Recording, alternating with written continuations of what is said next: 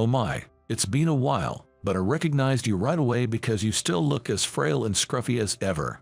Are you wandering around here because you are sick?" At the hospital, I ran into a classmate who, for some reason, always disliked me in high school.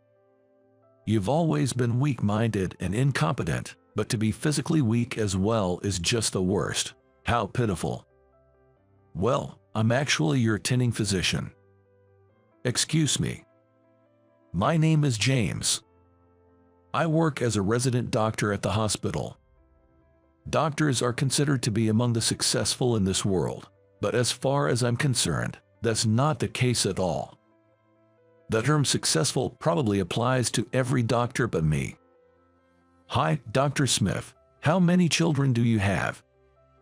"I'm still single." Mistaken for a married man by a patient, the hospital room was enveloped in an awkward atmosphere. Nurses, overhearing my conversation with the patient, struggled to suppress their laughter at the edge of my vision. "Dr. Smith, you somehow look older. Is it because you're worn out?" Isn't that a bit harsh to say in my face? Often mistaken for being older than my actual age due to my appearance, I frequently receive harsh comments from the nurses. Even though I became a doctor, my life is still far from luxurious due to my medical school loans. I'm in debt. So, the prospect of enjoying a meal out with a woman was out of the question, and the position as my girlfriend has been vacant for a long time. I must admit, I have a dull personality and simple thought processes. Fortunately or not, I rarely dwell on my misfortunes or unhappiness, managing to sleep off most concerns without it affecting my health. Even when I do notice, I think, I've lived this far without worrying. Why start now and just let it go? My family and friends often look at me with a mix of pity, calling me naive. However, I couldn't care less about other people's opinions. Even I, however, can't help but feel down when faced with the sharp words from the nurses who have both beauty and talent. They would say, "Dr. Smith, maybe you should take a shower, or it would be nice if a wife to take care of you would show up soon," offering nothing but harsh opinions. Even today, after a night shift, a colleague said to me, "You should shave your beard at least. It might make that face of yours look a bit better." Even with this face is unnecessary, I muttered to myself, but I follow everyone's advice, as usual, and continue down the path of an unattractive loser. One day, a nurse scolded me upon seeing my appearance. "Dr. Smith, it sets a bad example for the other staff if you don't take care of your grooming. It makes the patients uncomfortable." Looking in the mirror, I saw my hair was a mess from sleeping in. Rushing and without time to style my hair or shave, my appearance was far from commendable. Indifferent even to my own appearance, I spend my days being reprimanded by those around me. "Dr. Smith, please don't sleep here." "Yes, yes." Nearly dozing off with a cup in hand, I was jolted awake by the sharp voice of the head nurse, Emily. Though the coffee in the cup swayed, it fortunately didn't spill on my lab coat. Had I stained my coat, Emily would have scolded me again. Today, I was unexpectedly asked to step in for a surgery, which ended up taking a long time. As a result, I had to stay overnight at the hospital, and by the time I finished the paperwork I had planned to do, I was starting to feel extremely sleepy. I thought about taking a shower and having coffee to wake up, but the quiet of the almost empty break room was so soothing that I almost dozed off right there. Sorry, I just nodded off for a bit. If you keep zoning out like that, it could lead to an accident. Snap out of it. My apologies. Here you go. This is the file for your new patient. Please go over it. After getting a bit of a scolding from Emily as usual, I was briefed about the new patient. While flipping through the file, I came across a familiar name and frowned and thought, Is it a name you recognize? Seeing the patient's name and age, I found myself thinking back to an old classmate from long ago. Maybe I should go check on them. Hey, you're off duty now, so please take off your lab coat. Otherwise, you might end up being given more work. Following Emily's advice, I quickly took off my lab coat and headed to the patient's room. Just before I reached the room, the patient came out and we bumped into each other head-on. Just as I recognized her immediately, she seemed to recognize me at once as well. She looked surprised at first, but then her face settled into the same mocking expression she had over a decade ago. Well, it's been a while, but you're still as scrawny and shabby as ever. I recognized you immediately. Are you loitering around here because you are sick? She seemed to mistake me for a patient, looking at my worn-out, pajama-like clothes. You are always weak-minded and incompetent, but to be physically weak too, that's just pitiful. She bombarded me with these harsh words, and I could only respond with a wry smile. Her name was Susan. She was a high school classmate, and although I don't recall ever doing anything to offend her, she had an intense dislike for me from our school days. It's possible I had said something insensitive, but we really had nothing to do with each other. We were in different classes and, under normal circumstances, would hardly have interacted. Yet, whenever our eyes met, she glared, and if I was nearby, she clicked her tongue. If I so much as broke a school rule, she would eagerly report me to the teachers. Back when I was more impulsive than I am now, I confronted her once when she glared at me. Hey, did I do something to you? That was the first time we ever spoke, and from then on, her hostility only seemed to grow. She completely ignored my question, as if my mere existence bothered her, and found fault with everything I did. She was the first in our school to get into a prestigious Ivy League university, and at the time, she was the talk of both the morning assembly and the staff room. Being openly disliked by her, a beautiful, smart, and responsible class president, meant that I was even told by our homeroom teacher to apologize for things I hadn't done. Even now, as adults, it seems her animosity towards me remains. Trying not to provoke her further, I carefully chose my words to clear up her misunderstanding. Actually, I'm your attending physician. What? Her face froze at my words. Didn't you know, my last name is Smith? I only sought a last name. I had no idea you were my doctor. I recognized you immediately. It seems you haven't changed your last name, so you're not married. I realized I had misspoken when the atmosphere around her turned icy. Susan's face morphed into a terrifying scowl, and by the time I realized I shouldn't have mentioned her marital status, she had turned her back on me in indignation and stormed back into her room. Left standing there, I was at a loss, shoulders slumped. I really messed up. Although I wanted to apologize immediately, the curtains were drawn around the bed, clearly shutting me out. I could already envision a complaint reaching the hospital and getting a severe reprimand from Emily. The next day, I resolved to apologize to her and headed to her room. I was bracing myself for a complaint from her, but surprisingly, there was none from her. However, that's not to say there was absolutely nothing. A nurse who happened to pass by and overheard the conversation reported it, and through a different route, I still ended up getting scolded by Emily. I guess I'm the guy who's not only unpopular but also unlucky. As I approached Susan's hospital room with heavy steps, I could hear a man's voice through the slightly open door. Just when I thought you could finally work at a decent place, this happens. I'm utterly disappointed in you. The harsh words from the man made me freeze in place. I've been subjected to various sarcastic comments, but I've never been spoken to with such coldness. Why can't you be like your sister? You always drag the family down with such shameful actions. The following woman's voice sounded distressed. It can't be helped. She's doing her best in her own way. Expecting more is just pointless. Another woman cut her off with a gentle voice. I checked the name on the hospital room again. It was indeed Susan's room. I I didn't choose to be here." I could hear Susan's voice trying to argue back, but it lacked the usual forcefulness with which she criticized me. Her voice was small and trembling. "All the things you do come back to haunt you, while your sister had job offers left and right even before graduating. You had to go through years of groundwork elsewhere, making detours before finally marketing yourself to get picked up."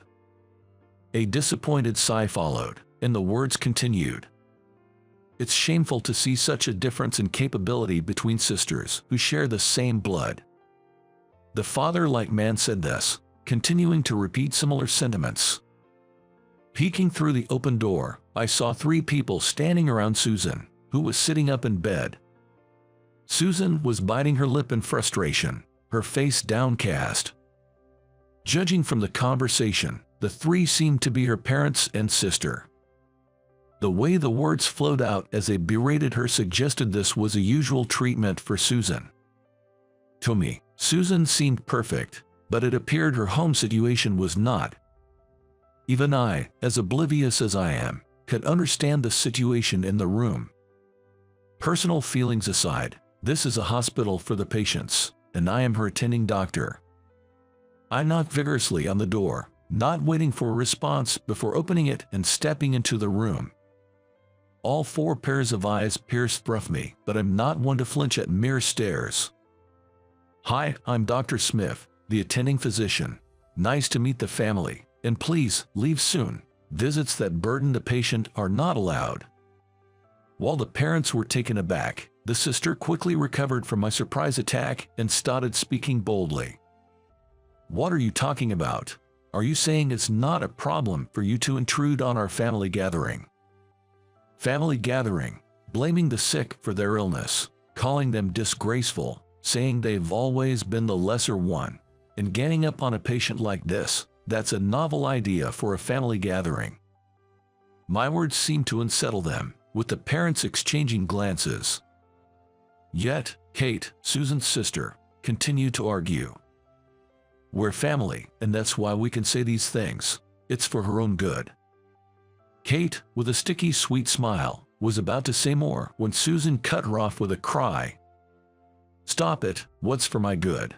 You don't care about me at all." Susan must have been holding back a lot until now. Her patience seemed to have run out as she vented her frustrations on her family. "No matter how hard I try, I've never been praised. This is wrong, something's missing. Kate did this, Kate was like that, Kate would have. I'm sick of it." Susan's voice was almost a scream by the end, causing her sister to retract her creepy smile and snort. "It can't be helped. The truth is, you are inferior to me. Telling you the truth and making you understand your place is what families do. You really are a hopeless case." Kate sighed with twisted logic, and I felt a chill down my spine. But Susan, who must have been aware of her sister's abnormality, completely ignored her and glared at her parents. "When Kate wanted a pet, you immediately got a dog for her, but when I brought home a stray kitten, you told me you'd given it away while I was at school, right, Mom? But then, a year later, my family-loving sister told me the truth. It wasn't given away. You had taken it to the shelter to be put down, and you didn't tell me right away because you knew I'd go looking for it." Susan's voice trembled slightly with tears, but after taking a deep breath, she continued calmly. "You're right, Kate, I was a fool. I'm done seeking love from people like you. From now on, you don't have to think of me as family, and I won't think of you that way either, so please leave. Don't ever come back." Susan firmly declared her disownment. With that, her sister snorted. "Then, from now on, even if you're in trouble, don't rely on us. I doubt anyone would want to help you. Fight your illness on your own." Kate spat out those words and left the hospital room with her parents. The room became silent once they were gone, returning to its usual sterile atmosphere. Days later, in the courtyard on a mild spring day, I approached Susan, who was sitting on a bench looking up at the sky. "Hey there." She glanced at me briefly, keeping her face turned upwards. Since the day she broke ties with her family, Her prickly attitude towards me had softened somewhat, but it hadn't disappeared entirely. I still got a sharp comment whenever we met. "Are you sure it's okay to have such an unreliable doctor?"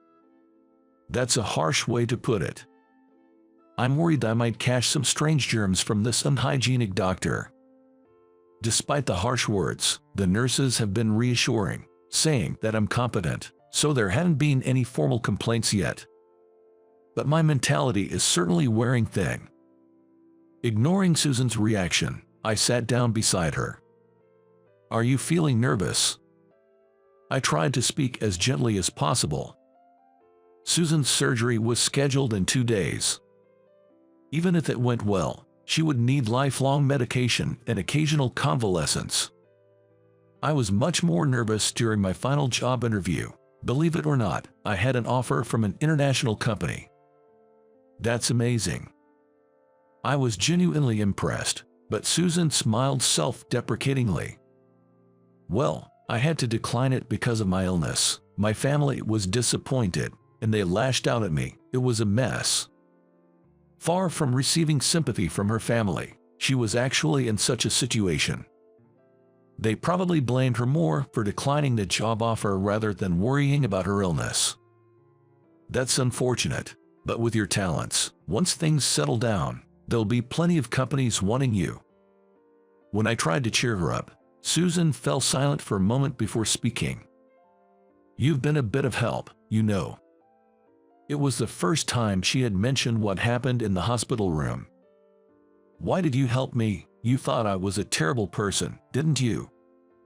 "I'm your attending physician. After all, it's my job to put noisy visitors in their place." I put on a show of bravado. Honestly, I'm not usually that assertive. Back then, I really didn't want to intervene, and there was a chance I would have been talked down. If Susan hadn't declared her estrangement, it might have led to an ever-ending argument. "I've hated you since high school." Really?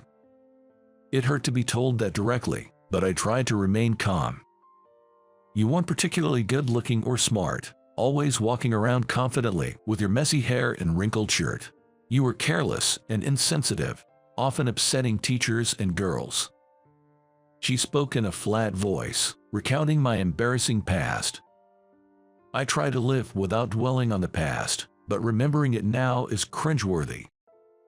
My self-esteem was definitely taking a hit. "But you always had people around you, and you got along well with your brother, who was a year ahead. No one really spoke badly of you to your face. Indeed, no one directly confronted me about my character.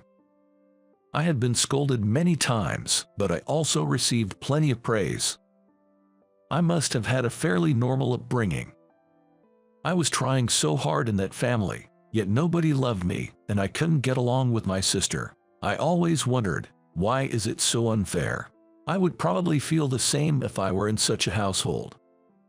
Then you appeared, seemingly without effort, having everything I wanted. You got along with your brother so naturally, and I resented you for it." That was the reason Susan had always been hostile towards me. "Even though we both have siblings, what's the difference between you and me?" Siblings. Even though I understood her reasoning, I still had to clear up a misunderstanding. "Well, I don't know if it's okay to say this now, but my brother and I aren't actually blood related." "What?" Susan, who had been gazing up at the sky for a while, turned to face me for the first time. Her eyes were wide, possibly from surprise. "Both my brother and I are adopted. Our parents are foster parents, and I could probably find out who my real parents are if I looked into it, but I've never felt the need to do so." "Adopted, both of you?" "Yeah, we have other siblings too, all of them adopted. It's kind of like a collection, but to me, they are what I'd call family." "How come you get along so well with your brother, just like a real family, even though you're step-siblings?" "It wasn't all perfect from the start. We've been through a lot, but overcoming those challenges, we've built a bond stronger than that of real brothers." I had no idea about any of this. Back then, We weren't exactly in a position to share such stories, you and I. For those close to me, our family's story was well known, but for Susan, who was unaware, it must have been quite a shock. After hearing my story, Susan looked down, her expression filled with deep thought. I'm really the worst. Being in such a privileged position, and yet harboring envy without knowing the full story, taking out my frustrations on you. I'm as bad as they say. She suddenly seemed to lose her confidence, which took me by surprise. Hey, don't get so down all of a sudden. You're scaring me. I'm just an unattractive girl anyway. It seemed my words struck a nerve, but it also revived her spirit as she glared at me. I'm always told I'll be fine on my own. That's what all you guys say. I'm just a woman unloved by her family or anyone else. While I felt a bit of empathy for her self-deprecation, I sighed in relief when I noticed someone in the corner of my eye. That's not true. Look, there's someone who cares about you right over there. Following my words and gaze, Susan noticed a middle-aged woman standing a short distance away. The woman, named Dorothy, had been a long-time housekeeper at Susan's home. She could be considered Susan's second mother, worried about her after her family stopped visiting and coming to take care of her during her hospital stay. She's a good person. She always asks me to take good care of you. Maybe you should consider her your parent, even if you're not related by blood. There you go, saying careless things again.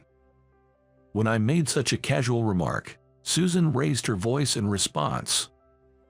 Then, standing up, she quickly walked towards Dorothy. Seeing Susan and Dorothy greet each other from afar, I waved back at them enthusiastically. To an outsider, their easy and unreserved relationship might indeed appear to be that of a true mother and daughter. For someone like me, who grew up without parents, the concept of blood relation seems trivial. If there's mutual respect and affection akin to that of a parent and child, that's what I consider a family. As I absent-mindedly watched Susan and Dorothy enter the ward, the sound of the hospital's intercom system reached my ears. It's likely Emily is looking for me again. With a sense of resignation, I started walking as if to follow the two of them. I need to do my best as a doctor to ensure they can continue to enjoy their close relationship. My name is Tyler. I'm just an average senior at a regular university, with an ordinary face and physique. I'm the type who might be glanced over in a yearbook with a "was this person even here?" On top of that, I'm a bit introverted. I do have social life, as a normal college student should. However, I have neither close friends nor a romantic partner. It's not so much that I don't have them, but rather, I don't see the point in having them. To me, having a best friend or a girlfriend feels like out of norm. I live alone in a one-bedroom apartment in New York, with visitors being rare, perhaps only door-to-door salespeople. While some might see this as lonely, I have no complaints about this low-stimulation life. I believed that these tranquil days were my identity. There's a reason I became this way. I'm influenced by my parents and my brother, who is 3 years older. My brother, Alex, was the epitome of perfection. Academically excellent, athletically gifted, and popular. He was flawless. With such a brother, it was inevitable for our parents to compare us. I was constantly reminded, "You're just average and such an ordinary child." There was a time when I thought, maybe I'm like the ugly duckling, and someday I'll become amazing like my brother. But cruelly, that never happened. And so, the ordinary me was born. Alex, on the other hand, graduated from a well-known university, which is naturally the most difficult to get into, and now works as a researcher at a pharmaceutical company. He's the definition of an elite. And according to him, he has a promising future. Have you had dinner? No, not yet, but I was thinking of grabbing something soon. Then let's eat together. I'm about to leave the office. It's okay, you must be tired, bro. What? Just come along. All right, fine. After hanging up, I let out a heavy sigh. This is the worst. Alex contacts me from time to time, but is not out of concern for his younger brother. Although I've described Alex as a perfect superhuman, in reality, he has one flaw. He has a foul mouth. Moreover, it's directed only at me. He adopts a condescending attitude only towards me. Growing up, I was constantly compared to him by our parents, with comments like, "Your brother is amazing. Such a difference from the ordinary Tyler." It seems I've been ingrained in Alex's mind as someone he can look down upon. I checked the time. Guess I should get going. The sighs wouldn't stop. I took only my wallet and phone and headed to Alex's place. Alex also lives alone, in a place within walking distance from my apartment.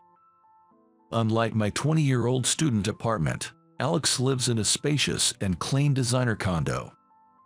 I used my duplicate key to enter. And as usual, I began preparing dinner. The reason why he invites me over for dinner is to have me prepare the meal. And he always comes home just as everything is ready. "Hey, Mr. Average, what's for dinner tonight?" As Alex says this, he makes his usual "I've worked hard as an elite professional today" face and heads to the dining table as he should. Honestly, I didn't want to have anything to do with him. Every time I interact with Alex, I feel like my self-confidence is being mercilessly chipped away. "Why are you so different from me?" When he's had a bit to drink, Alex always spouts this line. "Hey, what's it like being average? I'd like to experience it just once." Haha. Each time, I could only force a pained smile, biting my back teeth together. How many times I wanted to talk back. How many times I wanted to rebel. But I knew I would be argued down, and resorting to violence would be futile against my stronger brother.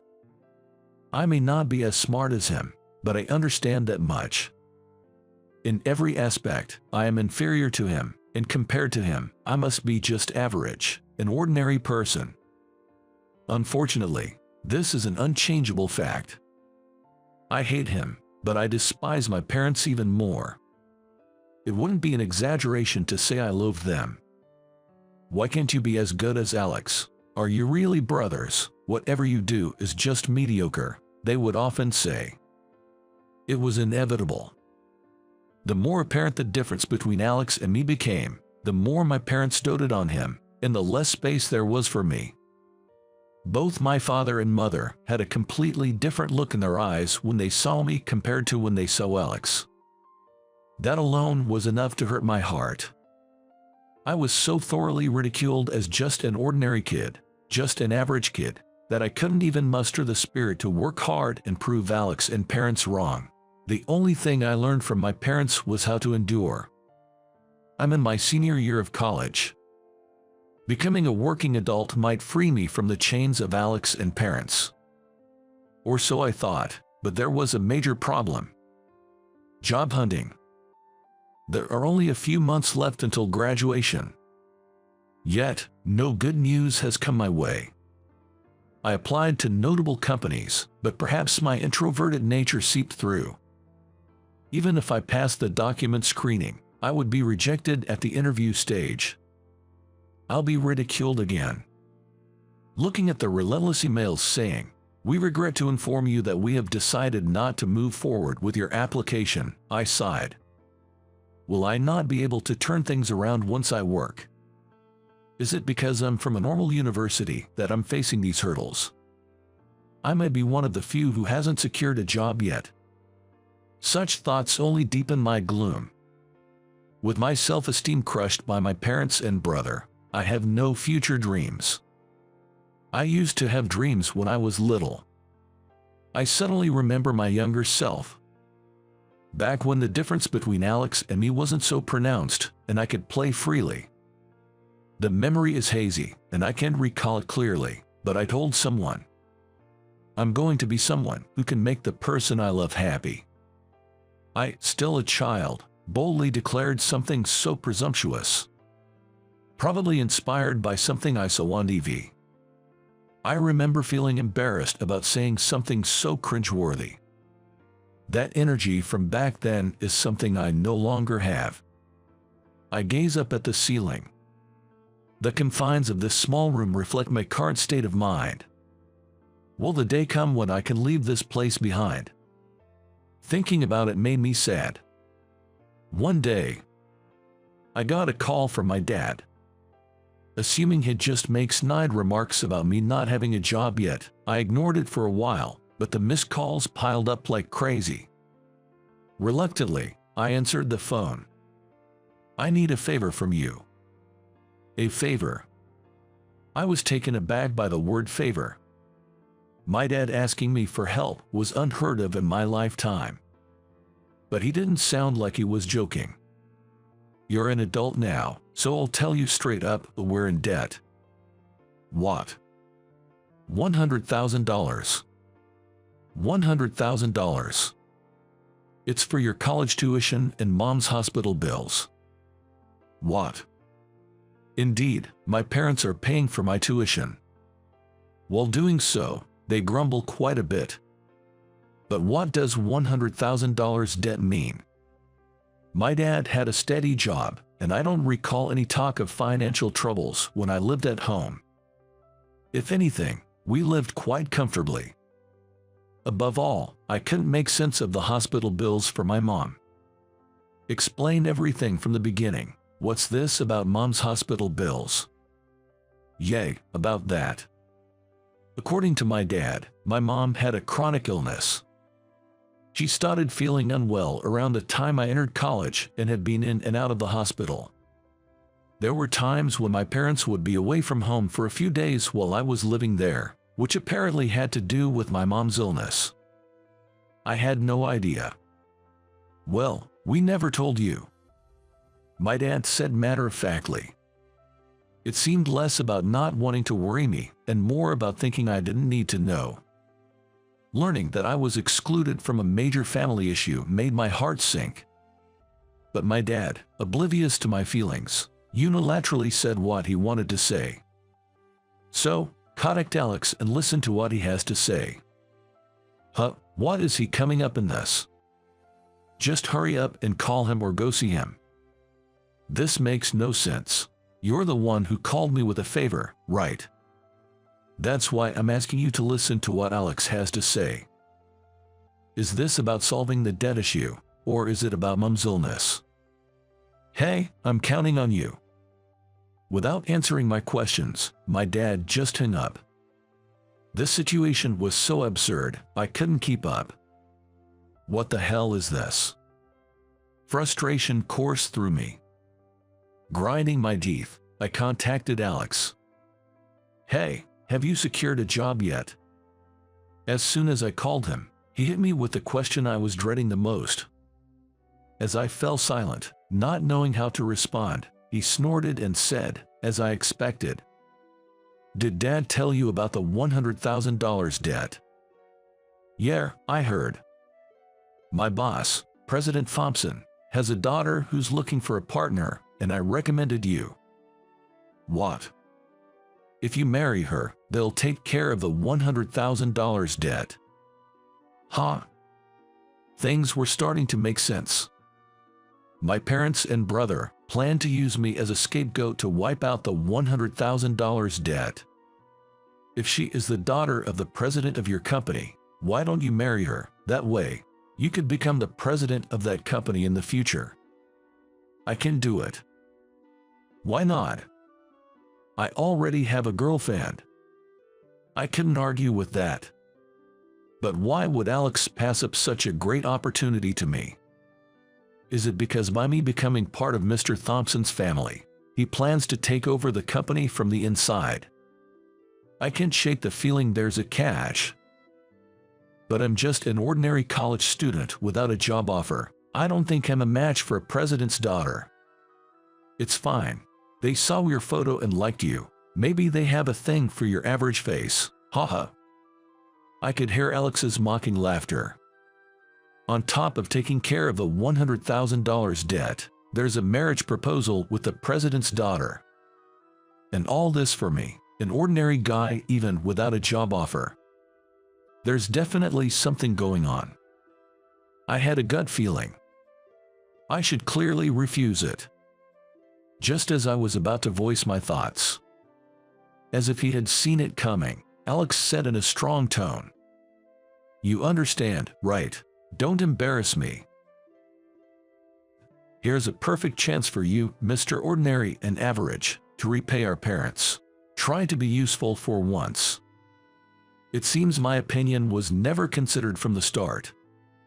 The call had already ended. A sudden $100,000 debt and a marriage proposal with the president's daughter. My mind was about to explode.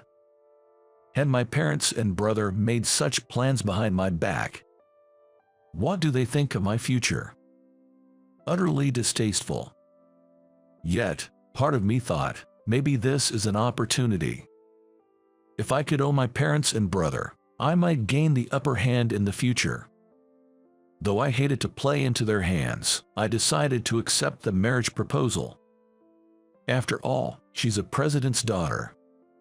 She might be a talented and beautiful woman. I chose to see it positively. Seriously. Upon meeting my prospective partner, I was disappointed. Her name was Emily. She seemed kind and well-mannered as the daughter of the president.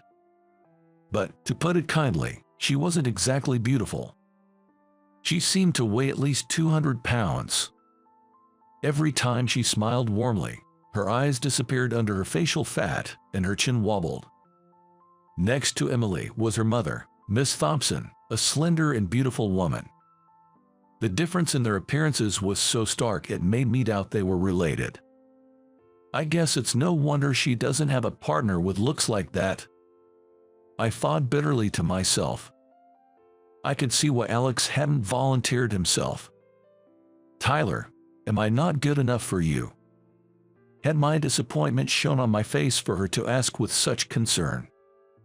No, it's not that. I don't want to force marriage on anyone. It's not what I truly want, Emily said with a look of sadness. Honestly, I wanted to refuse. But doing so would undoubtedly bring a storm of criticism from my parents and brother. Besides, this was a chance to put them in my debt. But the imposing presence of Emily was no small matter. Could I really spend my life with her? The more I looked at her, the more my anxiety grew. Since we've only just met, how about we live together for a month first? I desperately needed time to think. If we married and then quickly divorced, I'd surely face a backlash from my parents and brother. That makes sense. We should get to know each other first. Otherwise, it's too worrying. Emily's face brightened up instantly, and she agreed to my suggestion with enthusiasm. All right, if you are okay with it, let's do that. Thank you so much. I was relieved that my suggestion was accepted. Hey, Tyler, if you're still looking for a job, why not work at our company? Really, but I'm not a science major, and I don't know anything about pharmaceuticals. Our company isn't just about research like your brother does. Oh, right. Thank you for considering me. Could this also be a trap? However, as someone without a job offer, this was a golden opportunity. I accepted my future mother-in-law's offer somewhat recklessly. Upon graduating from university, I started living with Emily, as expected of a president's daughter's residence. It was a luxury property, far surpassing the condo where Alex lives. While it took some time to get used to Emily's large figure, she was perfect at cleaning and cooking. Contrary to my fears that she wouldn't be able to do any housework, she pleasantly surprised me. The lunches she prepares for me, waking up early, are delicious. She doesn't cut corners with frozen foods. Each dish is carefully crafted and packed. Having cooked dinner for Alex, I knew the effort that went into each dish. Despite likely being tired, she never complained and always sent me off with a bright smile, saying, "Have a great day at work." "Thank you, always." Not at all. Above all, Emily was cheerful. Her presence is comforting. Perhaps it's because of the gloomy life I led before, but Emily's presence has begun to take on significant importance in my life. "Welcome home. How was work today?" "Hello. You seem down today." "I made a mistake at work. I'm not as capable as the others." "What are you talking about, Tyler? You're still new. It's natural to make mistakes." "Really?" "Exactly. Look, I've even prepared some snacks for us to enjoy, with drinks after dinner." "Wow, that's great. If you have any work frustrations, I'm here to listen to everything, so go ahead and get changed first." "Thanks." Not at all. I could share anything with Emily. I couldn't believe how I used to think I didn't need someone like her just a few months ago. Working alongside graduates from prestigious universities was both mentally and physically demanding. But it was Emily's brightness that kept me going. I turned back to Emily and said, The lunch you made today was delicious, thanks. I'm preparing dinner right now, you know." Embarrassed, Emily quickly retreated to the kitchen. After living with Emily for half a month, we were managing our life together without any issues. "Emily, look, the new release of the novel series you like is out." "Well, thank you, Tyler. Are you going to read it too?" "I bought some comics for myself." What kind? Show me.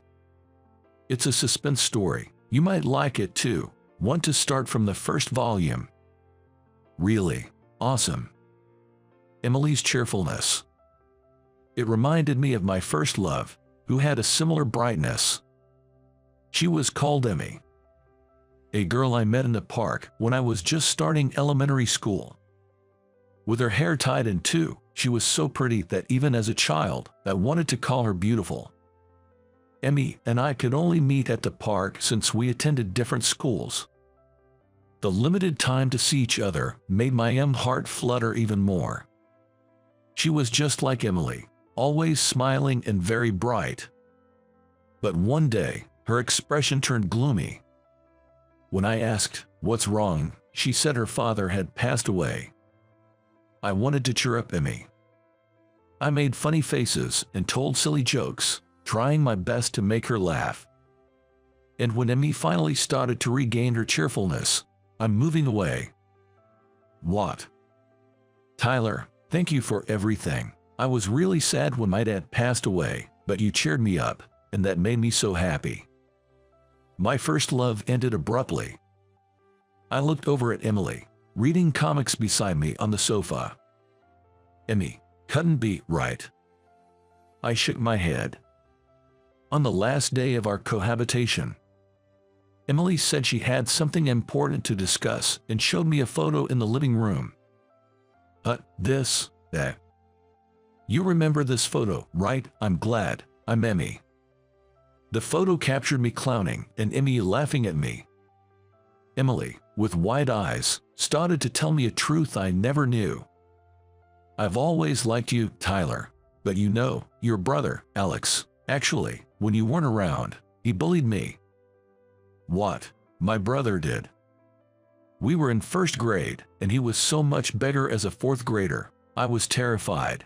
Alex knew I liked you, and he didn't like that at all." "That's unbelievable." Alex would say things like, "Tyler doesn't like someone like you, or Tyler has someone else he likes, so give up," and he'd chase me, pull my hair, and even throw garbage at me. Eventually, when I got really scared and told my mom, we ended up moving. I didn't know. I had no idea.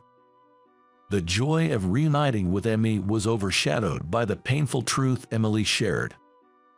I never knew such things had happened.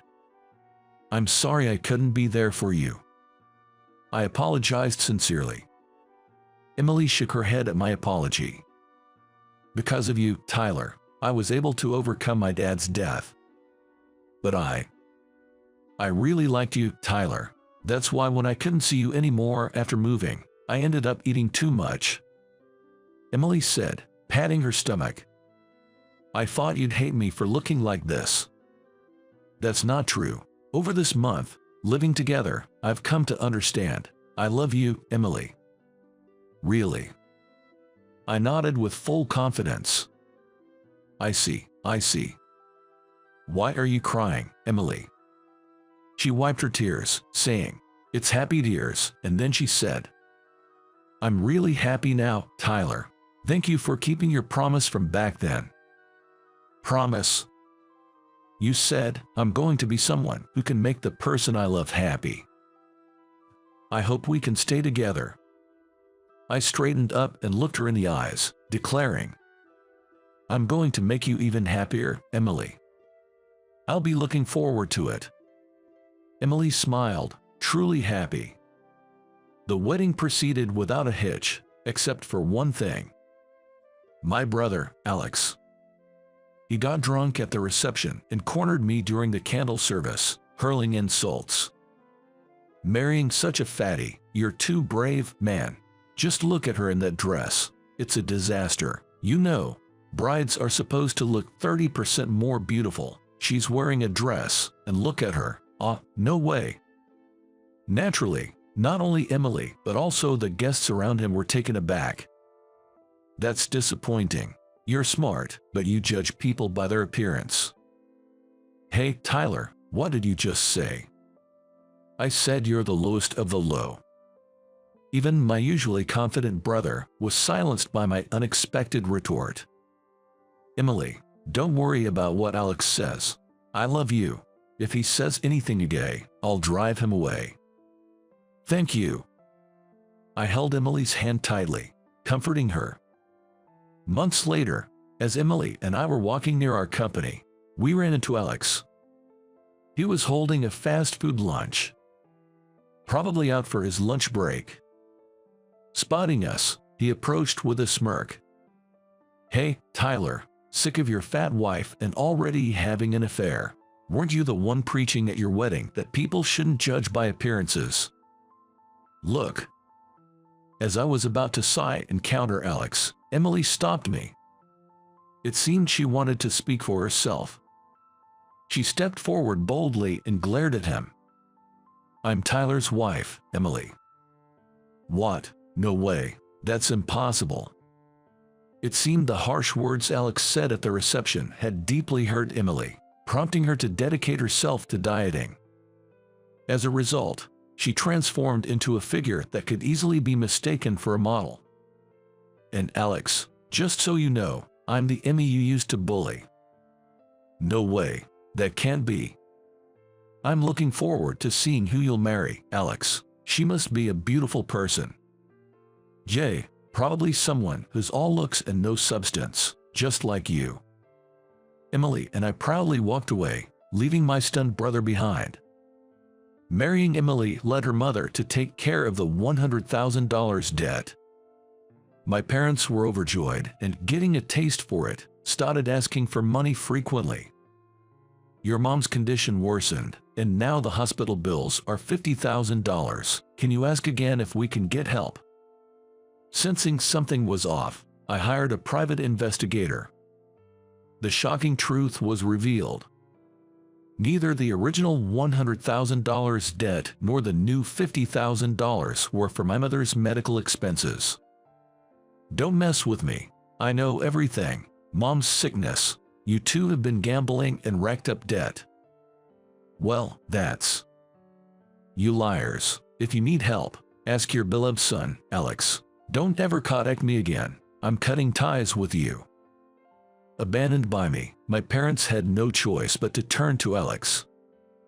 They had borrowed from shady lenders, and the collection efforts reached Alex's workplace. As a result, Alex found it difficult to stay at the company and resigned. He left, harboring resentment towards me. I don't know, nor do I want to know, what became of my parents and brother. Meanwhile, my earnest work ethic, despite my ordinary intellect, was recognized, and Emily's mother even suggested I might one day take over the company. Have a good day, here's your lunch. Thanks, I'll do my best. Though Emily's appearance changed dramatically, her bright and kind nature remained the same. My life is fulfilled both at work and home, and I am living very happily.